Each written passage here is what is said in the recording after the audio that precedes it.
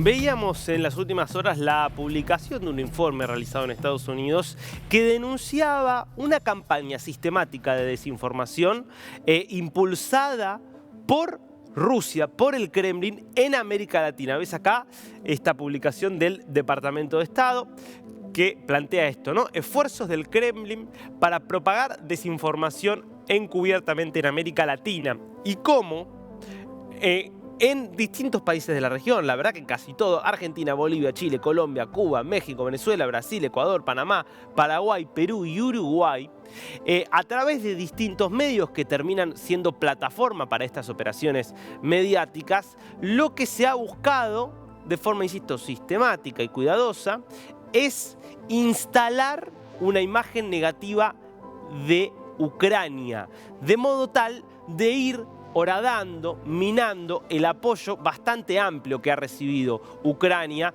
desde que comenzó esta invasión el 24 de febrero del año pasado. De los alcances de esta investigación y de lo que significa, vamos a estar conversando con Andrés Cañizales, que es periodista y doctor en ciencia política e investigador titular de la Universidad Católica Andrés Bello y se encuentra en Caracas, Venezuela. Andrés, ¿cómo le va? Lo saluda aquí Darío Misraji. Muy buenas tardes, Darío. Muchas gracias por esta oportunidad. A partir, Andrés, de lo que se ha publicado, de lo que ha difundido el Departamento de Estado estadounidense, ¿qué es lo que podemos reconstruir respecto de cómo funcionaba y cómo sigue funcionando esta campaña de desinformación?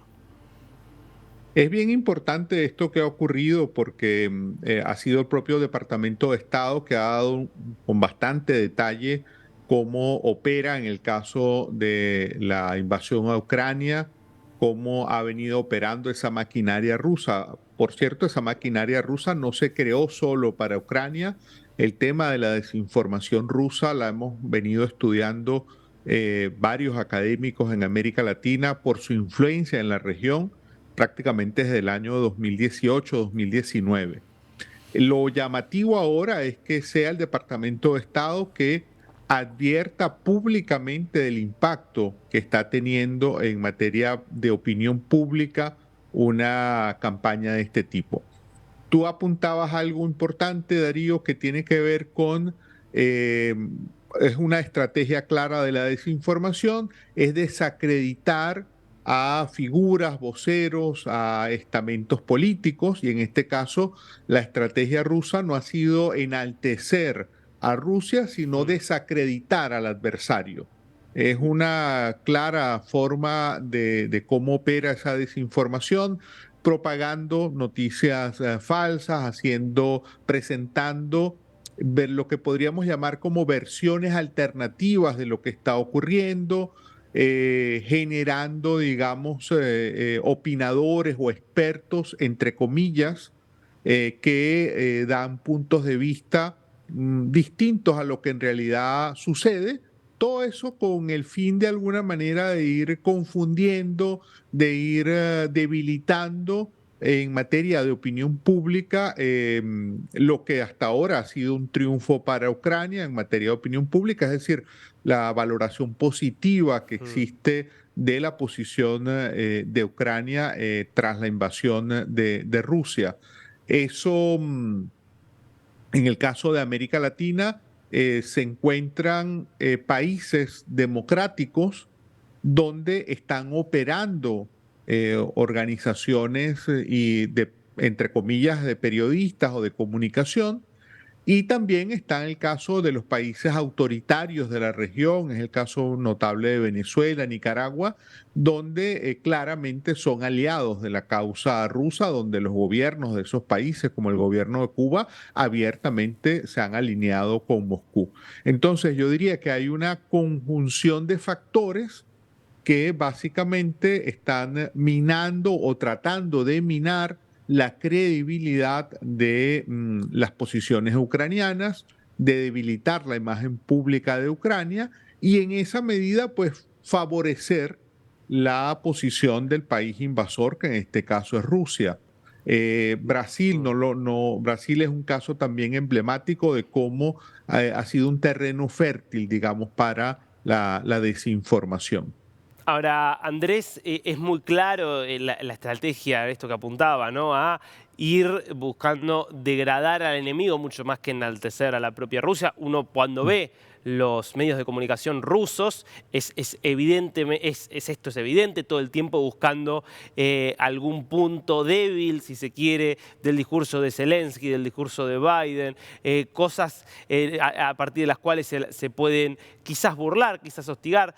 Ahora, una cosa es cuando uno ve que esto proviene directamente de Rusia, entonces uno de alguna manera aparece automáticamente una señal de alarma respecto de cómo leerlo. Ahora, diferente es cuando esto aparece disimulado a través de algún medio o comunicador autóctono, vamos a decir, Ujú. venezolano, argentino, colombiano o brasileño. ¿Cómo opera eso? ¿Cómo se da ese paso?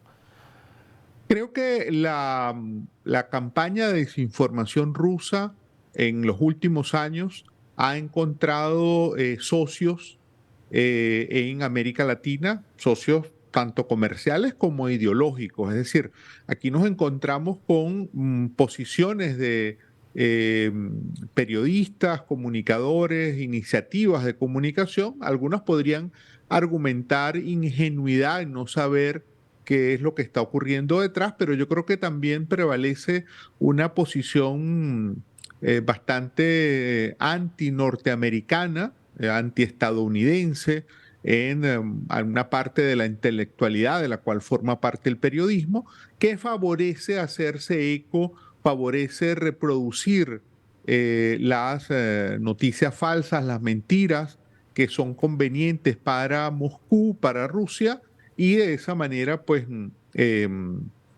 contribuir a desacreditar lo que ocurre en Ucrania. Pero además, parte de lo novedoso que ha ocurrido ahora con este reporte, esta publicación, este pronunciamiento público que ha Mm. tenido el Departamento de Estado, es señalar también el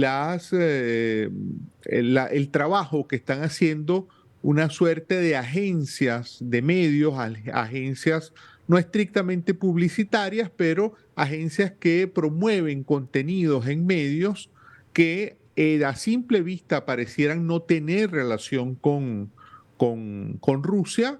Por ejemplo, ponen el caso de alguna empresa registrada en Ecuador y Italia, por ejemplo, o en otros casos si son activistas directamente rusos, pero que se presentan incluso con nombres falsos, dado la capacidad o la posibilidad que nos ofrecen hoy las redes sociales de generar identidades falsas. Todo eso se combina en una suerte, digamos, de gran dinámica donde se van dando vuelta contenidos que se pueden generar en uno u otro lado y que los otros actores en los distintos países replican, amplifican y intentan hacerlo parte de la conversación pública que tienen las redes sociales. El carácter, digamos, polifónico que tienen las redes sociales facilita la inserción de estos contenidos que son reforzados con distintos pronunciamientos para darle una suerte de validación Mm. local en cada uno de los países. Andrés, decía antes, al comienzo usted, que la verdad es que no es nuevo esto de la injerencia rusa en la región buscando imponer determinadas agendas. ¿En qué tipo de operaciones, buscando imponer qué tipo de mensajes se ha visto a Rusia en la región antes de lo que marca la guerra con Ucrania? Ujú. Fíjate que en un trabajo donde participamos y que hicimos con colegas de Colombia, de la Universidad de Rosario, de México, del Tecnológico de Monterrey, en el caso de Argentina participó la Fundación Cadal. Durante prácticamente un año y medio estuvimos analizando contenidos en medios, en redes sociales, para determinar la influencia tanto rusa como china. Pero vamos a detenernos en la rusa. Ya en ese momento, estamos hablando 2019, 2020, era muy claro que había una estrategia de desinformación que de alguna manera buscaba erosionar la figura, el papel de Estados Unidos en la región, apuntaba más a desacreditar a Estados Unidos y por otro lado, a enaltecer, por ejemplo, en el contexto de la pandemia, a enaltecer a Rusia y a las Mm, vacunas anti-COVID que se estaban claro, fabricando en Rusia, mostrar una suerte de Rusia como un país benefactor en materia de salud pública, como un benefactor global que donaba vacunas, que enviaba médicos, que enviaba insumos médicos contra la COVID. Esa operación tuvo lugar, digamos, entre 2019, antes de la pandemia, pero durante la pandemia se reforzó bastante con este tipo de contenidos. mm. Ahora, Andrés, ¿cómo se combate esto? ¿Cómo se puede contrarrestar? Creo que bueno, esto que tú estás haciendo, Darío, que se converse públicamente sobre el tema, es algo importante. Yo creo que, bueno, eso ya lo viene sosteniendo el Instituto Reuters por varios años. Hoy en día, una tarea fundamental del trabajo periodístico profesional es mostrar este rostro de desinformación, convertirlo en un tema de discusión pública. Eso por un lado. Por el otro, creo que es importante que universidades, fundaciones de la sociedad civil, gremios de periodistas estén atentos, alertas, investigando, documentando estos casos. Y creo, y eso lo he conversado en varios foros internacionales, es importante que los países democráticos que contribuyen con el desarrollo en América Latina y en otros lugares también otorguen financiamiento para hacer frente a la desinformación, promoviendo la creación de observatorios, de iniciativas donde se haga monitoreo de este fenómeno, porque así vamos a tener más información fidedigna, más información que se pueda hacer pública para mostrar cómo están operando estas fuerzas. Parte de lo que ocurre, Darío, es que estas iniciativas de desinformación operan en países democráticos y entonces apuntan a que se tiene que defender la libertad de expresión y bajo ese amparo, bajo ese paraguas, bajo esa sombrilla, pues van metiendo estos contenidos que son falseados, que son desinformativos, que en el fondo atentan o buscan atentar contra los sistemas democráticos. Clarísimo. Andrés Canizales, muy interesante. Gracias por este tiempo con niños. Gracias a ti, Darío, y saludos a toda la audiencia.